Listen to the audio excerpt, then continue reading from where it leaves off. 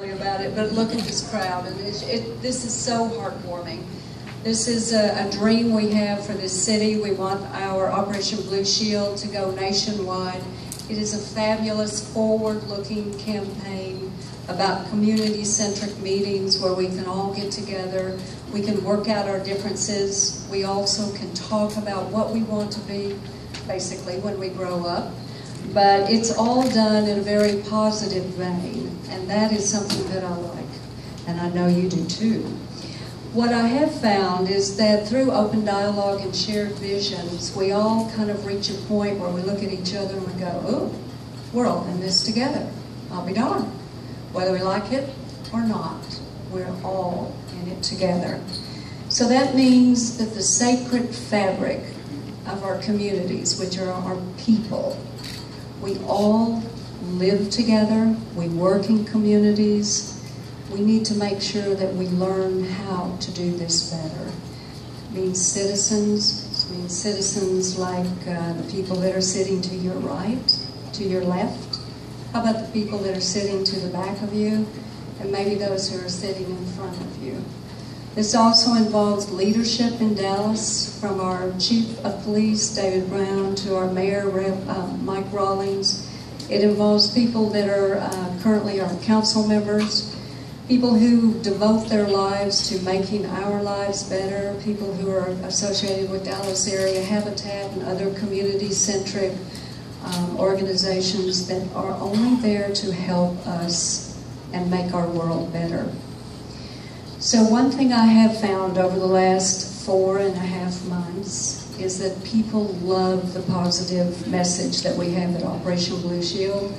They like the fact that working together opens up ideas, people start listening to each other, and they realize about maybe the second or third meeting that the one thing that they all want, which Shelley has said so brilliantly, is that we want to live and work in a safe neighborhood, in a safe city, and in a safe country. So if you took a look at Dallas, you would say, how do you build a city of opportunity? And I will tell you there are 3 facets, or 3 building blocks. They start with safe neighborhoods.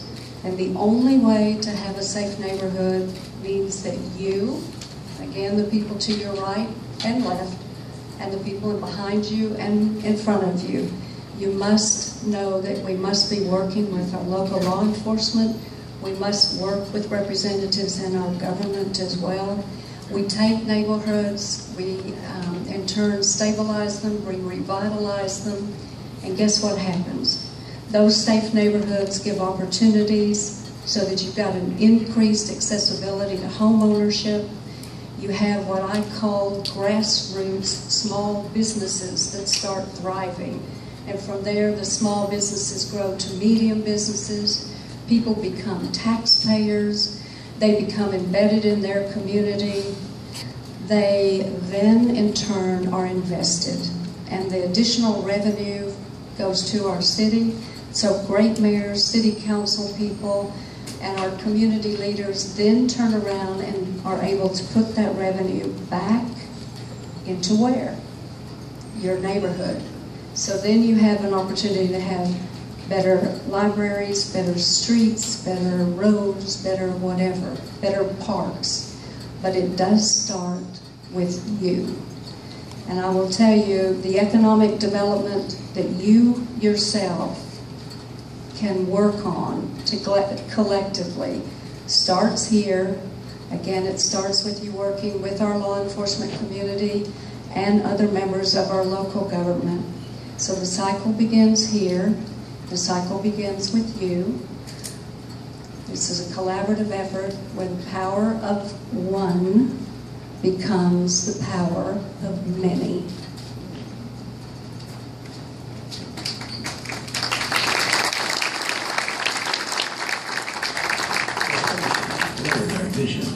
But we've faced challenges before. You. Wow. You want to take that one? You can go ahead. Oh, my first question's not that hard. Well, the power of one. Yes, you know, it really is true. It's one community. It's one people. I mean, if if anything, you know, we are all a part of the human race. Of course, you know, you're going to hear Brian and I talk a lot about the power of the love of God that drives us. There's something deeper that unites us than the color of our skin. And then it drives us to love one another. So we're all part of the same city. And we say a lot of times, you know, Dallas is really the tale of two cities. And we've got to come together if it's going to be all that it can be. So, yeah. And I heard you say before, making change requires boldness. We're being bold tonight. We are. I think this is a great first step as we look around the country, look around our city, that the division that we see, racially, economically, at some point we have to do something to recognize we have to come together. We have to be collective and having a shared vision that we can agree on and move forward, because we all are suffering now because we're entirely too divided. And how did you two come together? What was the moment where you're like, oh, hey? Wow. You know, like a lot of friendships, we had lunch. I mean, that's how it started. Before that, there was a friend who said, hey, Jeff, if there's a church that mirrors your church in the southern part of our city, it's Concord Church. We're right, you know, we're both on Luke 12, essentially. And so we got together, and the friendship started from there. Prior to that, Dr. E.K. Bailey and predecessors of mine in years past had a relationship. And so we're kind of rekindling, renewing a friendship that's been a part of our church's history, both of our churches. Yeah. And so after we connected, we just stuck together. I mean, we had a very similar passion for the church, very similar passion for the city, and just began to realize we needed each other. And then we also began working together through something called Movement Day, which is a collaborative of 200 to 300 churches and nonprofits that are working together to serve the city. So it's been a real joy to work together and talk about, okay, how can we make Dallas better? You're in the far north, I'm in the far south. What can we do to really bridge this divide that's between us? Because we all want the same thing. To put our heads down at night and feel good about it. That's right. Right? Yeah. Okay, so you swap churches. You're like, surprise, Dr. Warren's not here. And you're like, surprise, I sent him to the other side of town. Yes. How did your congregations react to that? Wow, it's so fun. It was. So we told them that it was going to happen. And as we began to tell them, they became so excited. The only challenge was that I had to tell them, I need you to stay here. They wanted to come. They wanted to do a whole church swap. They wanted to swap members. I said, no, that won't meet. You have to stay here. I'm going to go there. So it was really neat. They were so excited. They couldn't wait. They were overjoyed. And then when it happened, they just felt like, yeah, this is a great statement. This is so important for us. So then they started saying, what's next? What's next? So our men have done some things together because it's just so important for us to stay connected. So it's been a neat experience. Yeah, it's been so fun. In fact, I stepped in, I guess in one of the services, I stepped up and introduced myself as Brian Carter, the pastor. And we felt like we got the better end of that deal going to his place. But, you know, we really believe, and it's true, you know, Revelation 7:9 shows a vision, a picture of where we're all heading ultimately. It's a family of God. It's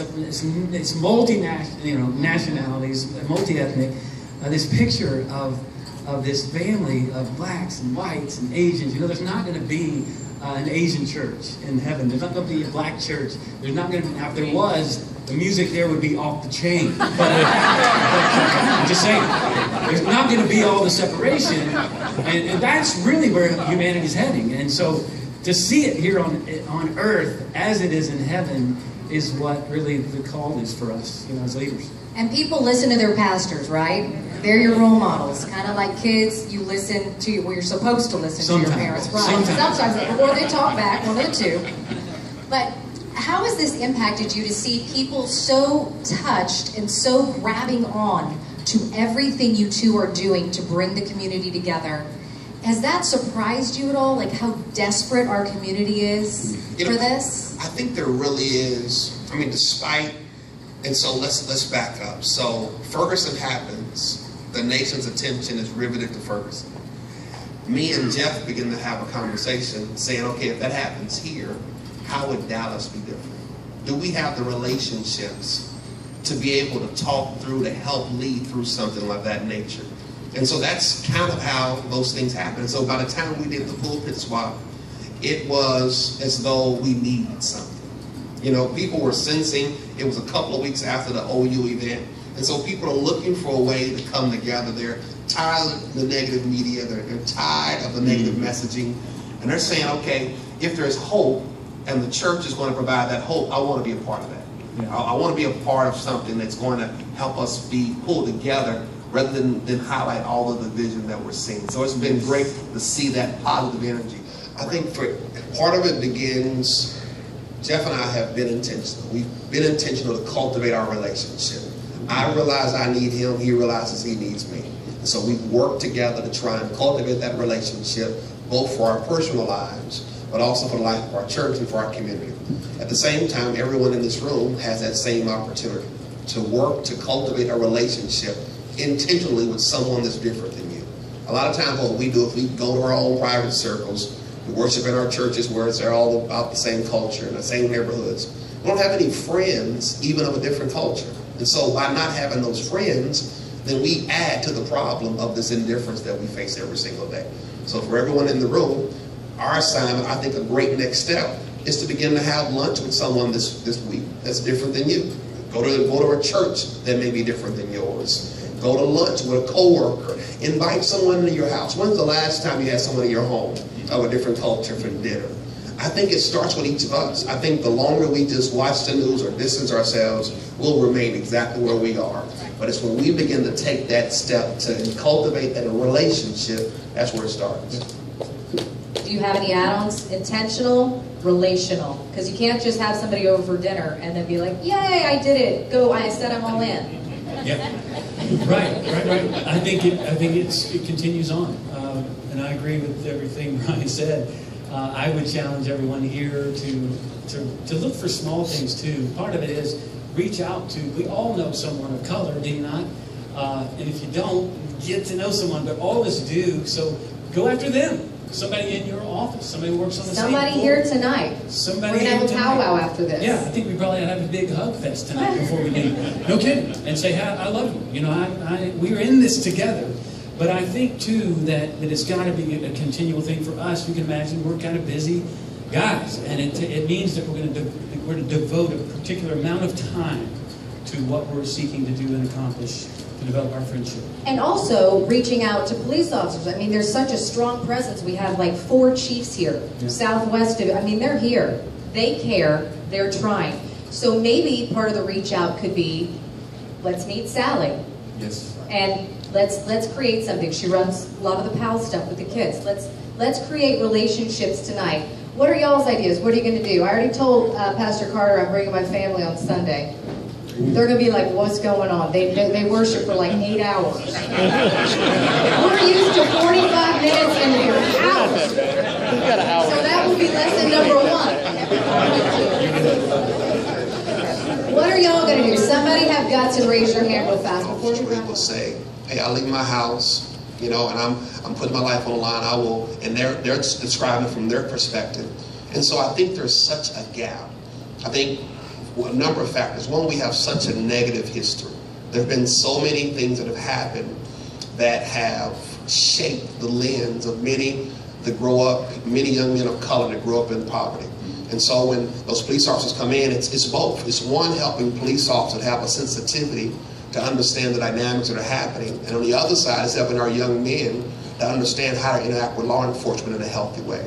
And so we have a lot of baggage there. But I think that conversation that happened was a good start. And I think having those kind of conversations, other churches have had those kinds of conversations, having those conversations in our school, helping to equip law enforcement and our young people to understand that every law enforcement officer is not bad, nor is every young man bad, and helping us to bridge that gap. Just so to recap, really humanizing it. Right. Like, right. Let's just be person to person. Right. More of that. Let's person to person. Let's have the conversation, and let's also understand it's going to take some time. There are wounds that are on the hearts of men. So many young men have been taught not to trust the police. And many police officers, in some cases, because of their job, are told not to trust them. So you have that gap of mistrust there that has to be talked through, worked through, and you have to have positive experiences on both sides to really get there. I love the initiatives the police department already has in helping, you know, just get to know people in certain neighborhoods. I mean, they're constantly seeking, let's get to know folks. Let's be real. Let's let them know who we are. not long after Ferguson, many of you saw the movie Selma. How many of y'all saw the movie? Raise your hands. Yes. Lots of my African-American brothers and sisters saw the movie. Some of my white friends saw it. We took our leadership team, a core leadership team, to see the movie as part of a retreat we were a part of. And you know, you see the scenes that took place in Birmingham. You see the police. And I remember sitting there going, oh my gosh, that's Ferguson. That is Ferguson. And you see the white family, the white story is not, we don't have that etched in our minds. The African-American who grew up in, or didn't, you know, even younger people, have this image that's in their minds as part of their story. When a white, I learned this too, from my African-American brothers, and even recently with our pastors, we talked about the different perspectives we have regarding the police. And when, you know, when the police shows up in a public venue, white people say, oh good, the police are here, we're safe. That's not always the response of the African American, right? Some of my pastor brothers, friends were saying, man, I drive my kids. And I say, hey, come over here, come here. They don't feel as safe. You know, and for me as a white man, I'm thinking, wow, that's a different perspective altogether. But I understand it because I've been with them. We've been in conversation. I get that.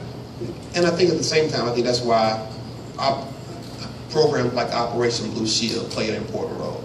Somebody has to help those conversations happen. Someone has to help us see it from both sides. And I think for the longest time, you don't have those kind of voices. And so what you get is the negativity, and you never get a chance to find out, okay, I understand those negative situations, but what's the greater majority? How are we working in a positive light to understand both sides of it? And for a first speaker series, to have this many people here, again, going to show people are desperate to have these conversations, but sometimes, I can't remember which one of you said it, you have to have awkward moments. Right. And I think people are scared to have awkward moments, you know. The white person's not sure what they can say, the black person's not so sure what they can say. So you have to almost, like you guys can get nitty gritty with each other, right? Right? Sure. It only because we know each other, you know. It's like any friendship. Grace, you know, grows in diversity. You could argue that if you're just like me, do I really love you purely? But if you're not like me, you're different from me. That there's a greater love involved there. It's not unlike marriage or any other deep relationship. I can be honest with my wife. I might upset her, but she's going to love me because of relationship. In the same way, I can speak to Brian. We can be honest, open, because we know each other. We trust each other, right? It starts with trust. Then you can be honest, and then you learn. That's where real love comes, and that's where real love wins. And I think at times, particularly when you look at this whole lens of race and some of the dynamics we're seeing, I think at times, for me, it's very valuable for the fact that Jeff it hadn't been me just reaching to Jeff, but he's reached out to me.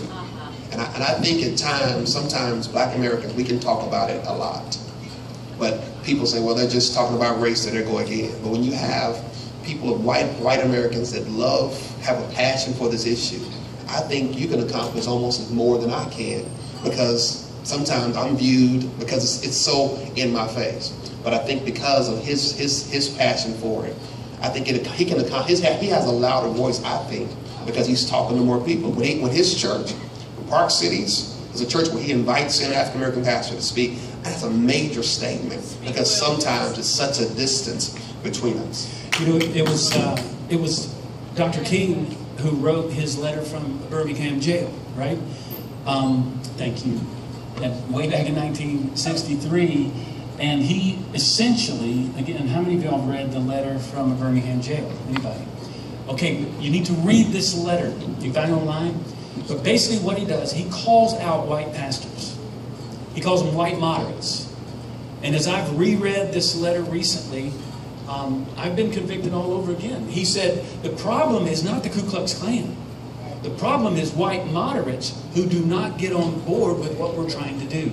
In fact, it was responding to pastors who said, hey, slow down. You don't need to go this route. You're doing too much. And Dr. King said, okay, in regard to change, and if you really want to see a revolution take place, wait almost means never. And that's why now is the time. It's time. I'm looking at Tony over here. It's time for our city to step up. And I just celebrate every person here tonight. You recognize, you could be home probably eating chips and watching television or something. I don't know. I mean, The Bachelor's on tonight. Okay, right? there you go. So Shelly's missing The Bachelor. She's here, right? That's right. My husband's usually giving me a pedicure by now. Oh, right. It's great. Yes. I'm so kidding. Okay. The kids are still awake, trust me. So you could be home doing other things, but you're here tonight, and it's time. It's time. And so I'm just... And so does that make a difference? You know, so you have the Tony Brinker-Pickens and her team who are putting this, because we're going to talk, but what y'all don't know is you're going to get a homework assignment. You're not just here. Does this speak to both communities enough to say, okay, we've kind of reached a tipping point here and it's time? I think so. I think it takes people of influence. I think it takes, I think blacks, we can talk about it a lot. But I just don't think it happens. We don't really see real movement until we see people, white brothers and sisters, that have a heart for the same issue, that are willing to get engaged with us. Because sometimes we may have the heart for it, we may not always have the resources. When you look at Dallas, at the divide between southern Dallas and northern Dallas, the unemployment rate is 3 times as much. We have the worst schools. We have the fewest economic opportunities. I mean, it's some challenges there. And so we have to have those partnerships and those people that are willing to say, okay, let's do this together. I'm all in. I'm all in for a better Dallas. I'm tired of it being as segregated, as divided as it is. Let's work together.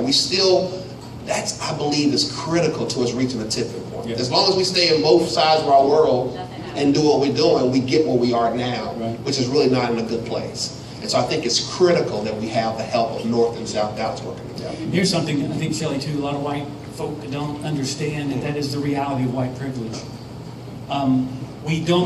Most white people that I run into are oblivious, and they think if the black brother or Hispanic brother or sister would work as hard as I do, they'd get to where I am. That's not the case. That is not true.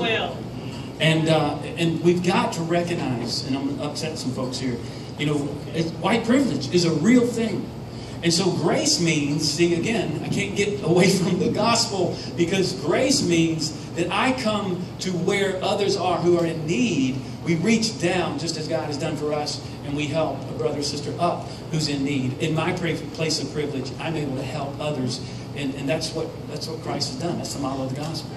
And so when you look at race, one of the barriers that we face are really twofold. One of them is really indifference. It doesn't affect me, so why should I care? And then one of them, as he mentioned, is really ignorance, which we have no clue what's happening, that race is pervasive as it is. That it's as pervasive as to what school I get to go to, who gets along, doesn't get along, what community I can live in, what community I can't live in, who gets promoted at work, who doesn't get promoted at work, who gets the contract, who doesn't get the contract. And so it's everywhere for people of color. And so when our brothers and sisters, white brothers, have recognized that and begin to get in that game with us, it helps so much, and it removes that barrier. I think a lot of any white folk who are here or a part of this key initiative here. It's because, in part, we've seen so much in the news you can't get away from it. Most white people I talk to don't think it's a big issue, right?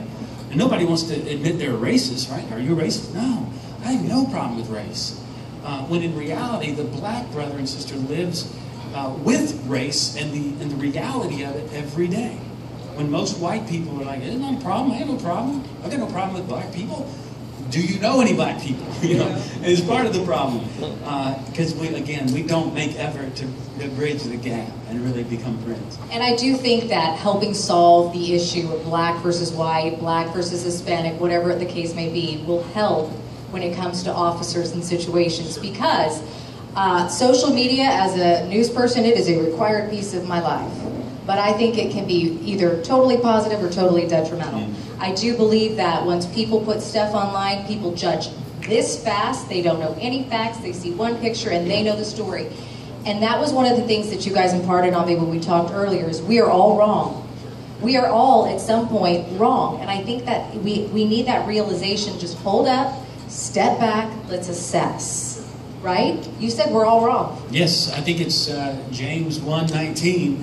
I think we're saying home. I'm teaching pastors. Am I right? To be quick, slow, is what the Bible tells us. Quick, slow. Quick to hear. Help them get on board with us. We've done this with about 40 or so. We're going to bump it up to who knows how many, 100, 200 pastors. And we're going to then have a strategy where by Palm Sunday next year, Easter, we're going to have a pulpit swap across the city. And we're going to see that happen. Then see where that goes. And so pulpit swap across North Texas started with what? Who was listening? Them going to lunch. Yeah. So go to lunch, say hi to a police officer, say hi to somebody that you're not sure you should, do something, because if you came here tonight and you skipped The Bachelor and you're just going to talk about it when you leave, that's not enough. If you're all in, you got to have action. Yes. And speaking of action, you guys are amazing. Let's give both of our pastors a giant round of applause.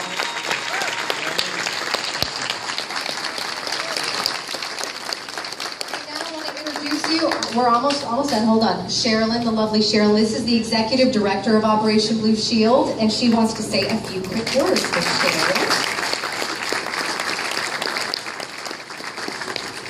I definitely am so excited to see everyone here today. It's so beautiful to see the array of people that are here today, and I thank you very much for giving us your time.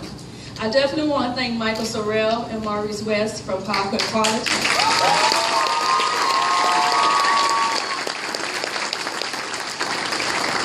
I think it's a beautiful thing that we all are here today at the beautiful Quinn campus. Also, in addition, I want to say thank you to our pastors. Thank you for your message. Thank you for your words. And most important, showing us the true exemption and the view of the power of one. How you all chose to come together as two, but the power of one is speaking to our purpose at Operation Blue Shield. So I thank you for that.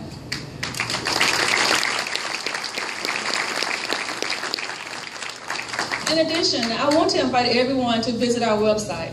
At your convenience, please visit OperationBlueShield.com, learn more about our programs, our community outreach, and the things that we have to offer. Also, you'll find there information about if you want to do a church swap. You can find out more about our July 22nd speaker series at SMU. I would like to ask the panel, the initiative, to please stand at this time. Thank you so much. Thank you. In addition, when you visit our website, you will find that we have promotional items for Operation Blue Shield. When you visit it, you'll find that we have stickers. I know youth love the stickers. And one thing, you can place them on your vehicles, on your portfolios, on your folders. This is a great representation of Operation Blue Shield.